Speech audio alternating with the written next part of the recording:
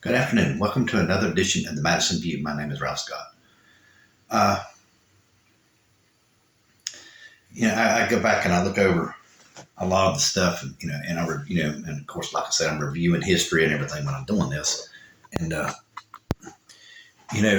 fight between the morals, basically, which is, like I said, is what we're really involved in. Everybody can say what they want to. It's the morals between the left and the right has existed since the beginning of this country. I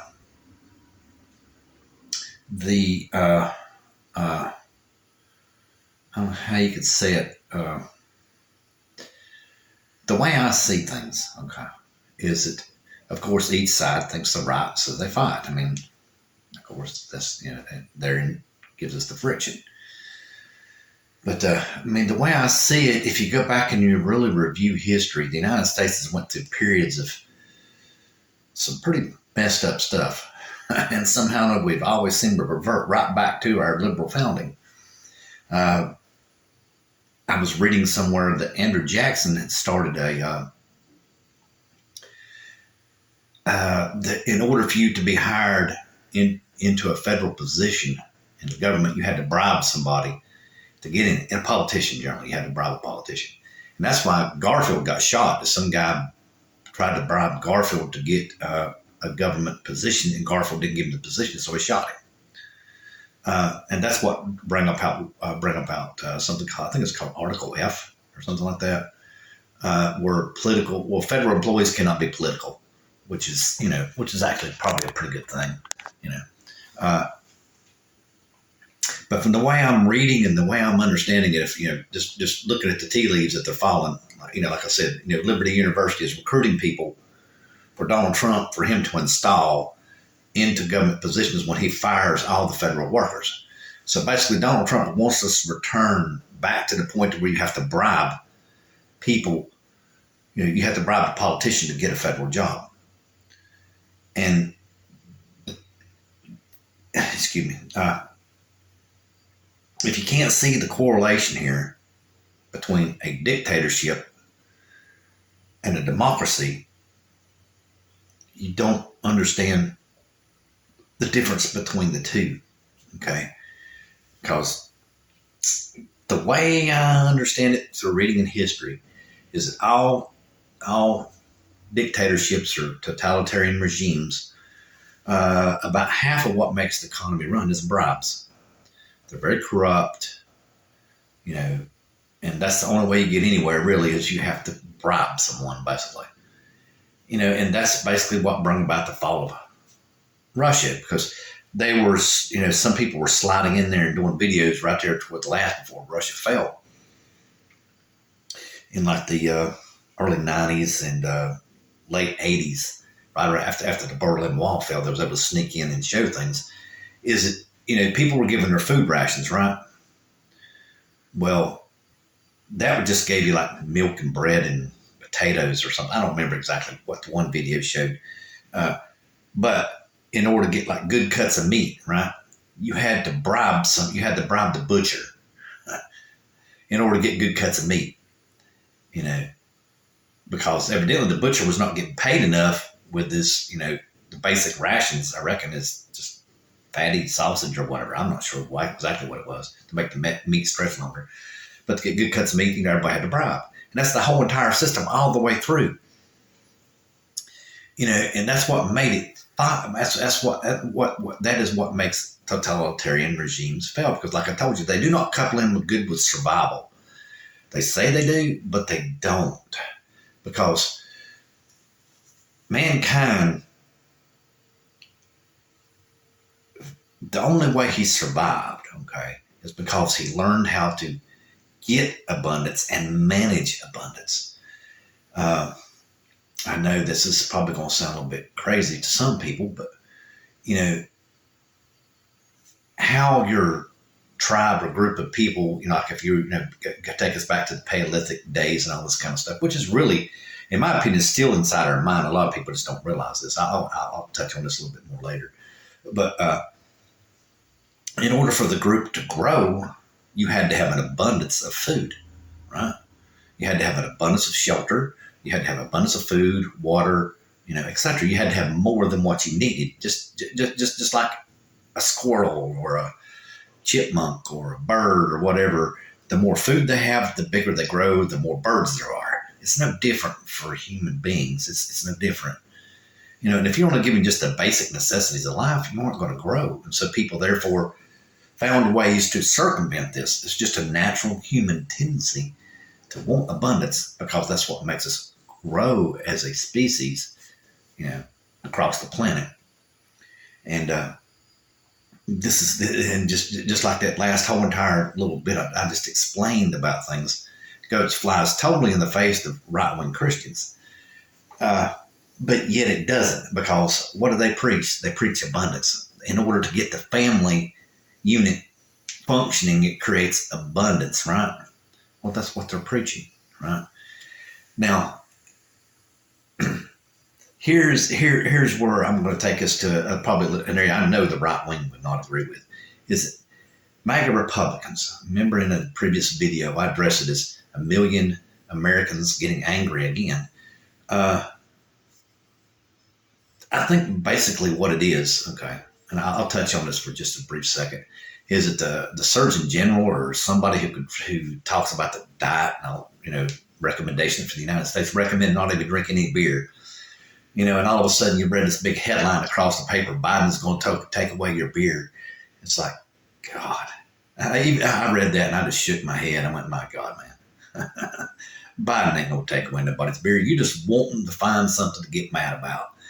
And here's what I'm saying is the problem with the religious right and MAGA Republicans. And they would never admit this in a million years. They feel like that they're losing control, number one. Okay, that's some of it. But more what it is basically just the primary instinct of a human, of the survival of the human. Okay. Somehow or another, psychologically, they feel like that they were in control or should be in control. And they're going to fight it because they think that they're going to make America survive better. It just comes down to that basic principle. And they don't even realize that. And it's just basic psychology, and it's being used against them by the Republican Party. Like I said, they're finding things and they're distorting headlines so bad to make somebody look terrible. I'll give you another example. I touched on an article where it said it was criticizing wind power, right? And it really gave no facts or figures or scientific evidence, right? And basically acted like, the United States was just great for burning coal and oil and all this kind of stuff.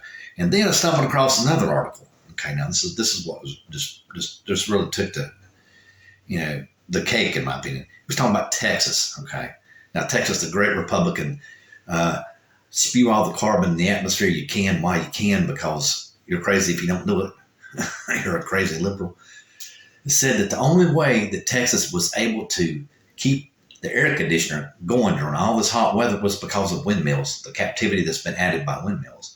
And it said not only that, this is the big kicker, because in that one article that was basically, you could tell it was written by a Republican talking about how expensive wind power was, but gave no facts and figures.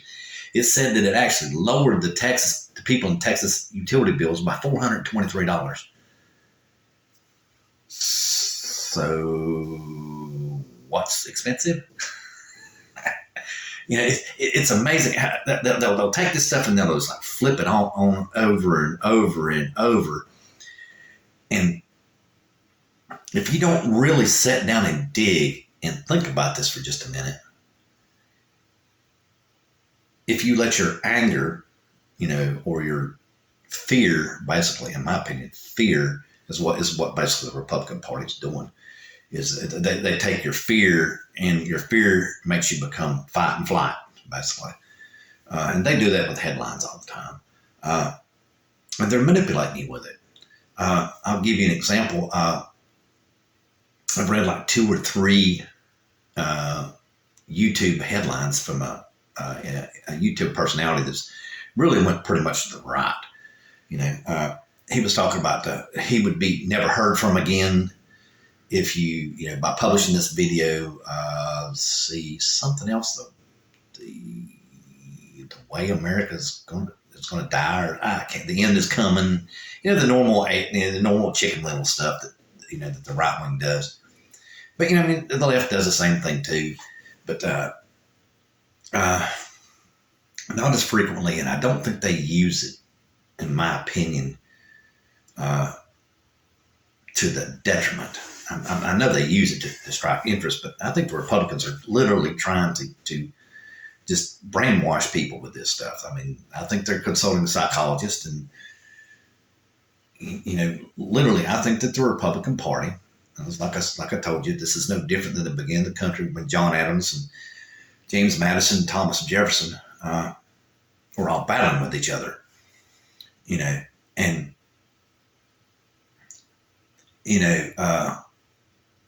what made this country what it is, like I told you in a previous video, is people come together that would have been enemies, and we fought in the Revolution, and we all agreed what we fought for was the individual right. Even the arrogant right could see that was the solution, that what we were fighting for, and they signed it as well. John Adams' signature was on there. But the arrogance, you see, once the dust settles, okay, the arrogance begins to come out again. And arrogant people are,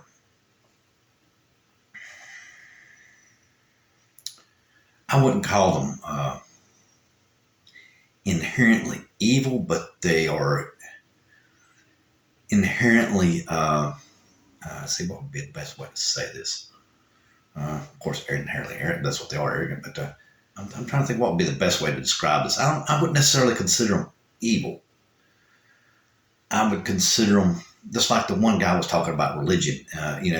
Like you feel like you're right in your religion. You don't need no other convictions or any other research or anything to justify your behavior. And I think that's what it comes down to, is they are arrogant in their religion, and they think that because their religion tells them to do this, they're right. But the thing is, like I said, there's also the left side of religion and morals. They feel like they're right too. So maybe one day we'll figure out the balance between the moral left and the moral right. But like I said, this has been going on since the beginning of the country, and it's not going to be easy to solve. And that's all I have to say. Good night.